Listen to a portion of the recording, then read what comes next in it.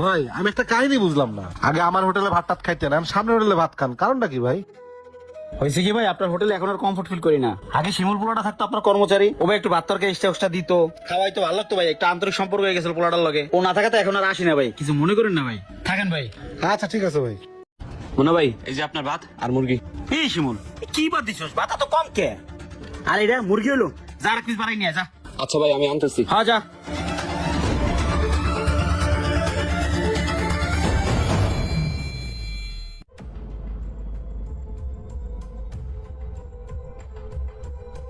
মনে ভাই এনেন। এই তো ঠিক আছে, এবার যা।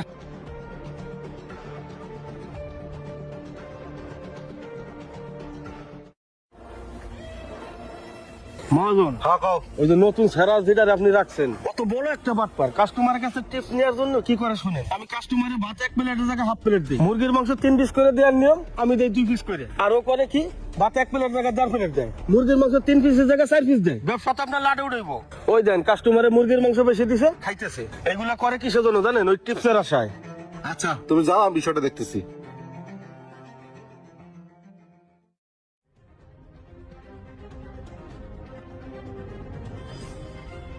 এই যে ভাই আপনার ভাত ঠিক আছে না ভাই? ওই হারামজাদা, এদিকে আয়। মহাজন এই হারামজাদা, এখানে কি ভাত 1 প্লেট? এখানে তো 1.5 প্লেট ভাত। না মানু মহাজন, আমি তো ঠিকই কইছি, তুই সবসময় কাস্টমারের বেশি বেশি দিয়ে খাওয়াস। আজকে তো আমি নিজে না দেখলে বুঝতামই না, তোর হাতে নাতে ধরছি, কারণ কি? এই হারামজাদা, এই আমি কি এতিম খানা খুলে নিয়ে বসছি? তোর মতো জমিদারের বাচ্চা হাতিম তাই আমার হোটেলে দরকার নাই। তুই থাকলে আমার এই হোটেল ধ্বংস হয়ে যাবো। যাবে যা। মহাজন, মহাজন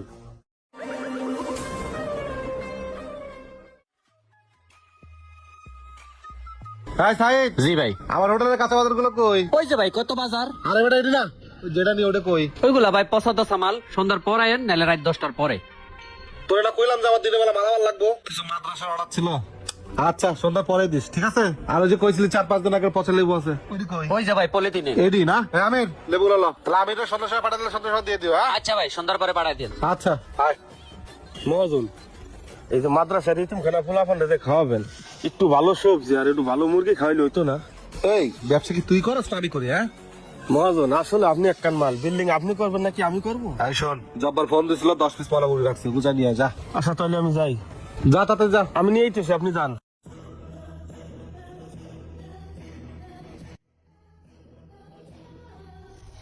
আমির হিসাব কত আজকে বেচে কিনা কত? মহাজন, আজকে সারাদিনের বেচা কিনা 1100 টাকা।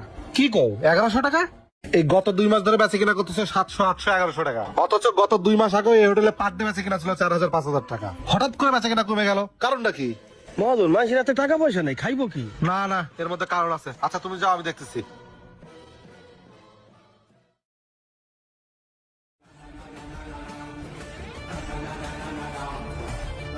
এই মুন্না ভাই, এদিকে আসেন ভাই, এদিকে আসেন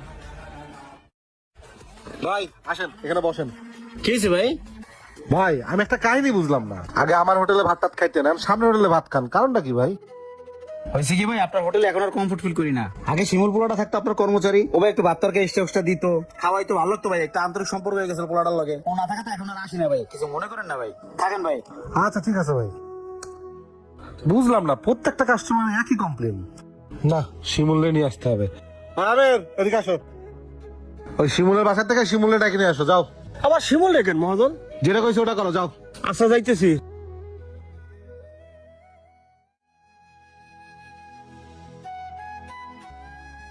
এই যে মহাজন, শিমুল আইছে। আসসালামু আলাইকুম মহাজন। ওয়ালাইকুম আসসালাম। আমির তুমি তোমার কাজ করো, যাও। শিমুল, তুমি যাওয়ার পর থেকে আমার এই হোটেলে বেচা কিনা নাই, আর যাও বেচা কিনা করি কোনো আয় উন্নতি নাই, কারণটা কি শিমুল কত? মহাজন সাহেব, ওই দিন তো আপনি আমার পুরো কথা না শুনেই আমার হোটেল থেকে বের করে দিলেন।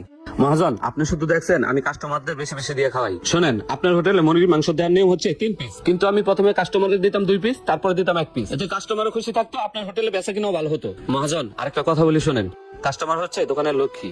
কাস্টমারদের সাথে সবসময় ভালো ব্যবহার করতে হয়। কোন কাস্টমার আমার সাথে খারাপ ব্যবহার করলে আমি তাদের সাথে হাসি মুখে কথা বলছি। আমি সবসময় চাইছি আপনার হোটেলে বেচা কিনা ভালো হোক। মহাজন, আপনি কিছুক্ষণ আগে আরেকটা কথা বললেন না যে আপনার সংসারে কোনো আয় উন্নতি নাই, এর কারণ কি জানেন? আপনি কিন্তু এই হোটেলের ব্যবসাটা হালাল ভাবে করেন না। মহাজন, আপনি কি করেন? ওই কাঁচা বাজার থেকে পচা তরকারি নিয়ে আসেন, বাজার থেকে মরা মুরগি না কাস্টমারদের খাওয়ান, যেটা আমাদের ইসলামে সম্পূর্ণ হারাম। মহাজন, ব্যবসাটা হালাল ভাবে করেন, আপনি দেখবেন আয় উন্নতি, রুজি রোজগার সবকিছু বেড়ে যাবে। একবার ভাইবা দেখেন মহাজন, আমার বলার দরকার ছিল, আমি বললাম। এখন আপনি কি করবেন সেটা আপনার ইচ্ছা, এর হিসাব কিন্তু একদিন উপরওয়ালার কাছে দিতে হবে মহাজন। শিমুল, আমি আমার ভুল বুঝতে পারছি। আজকে থেকে আমি এই হোটেলটা হালাল ভাবে চালাবো। টাকার লোভে অন্ধ হয়ে আমি যে ভুলটা করছি, আল্লাহ তাআলা যেন আমাকে মাফ করে দেয়। শিমুল, যাও তুমি কাজ করো। আজকে থেকে এই হোটেলটা তুমি তোমার নিজের মতো করে চালাও। ঠিক আছে মহাজন, আসসালামু আলাইকুম। ওয়ালাইকুম আসসালাম, যাও।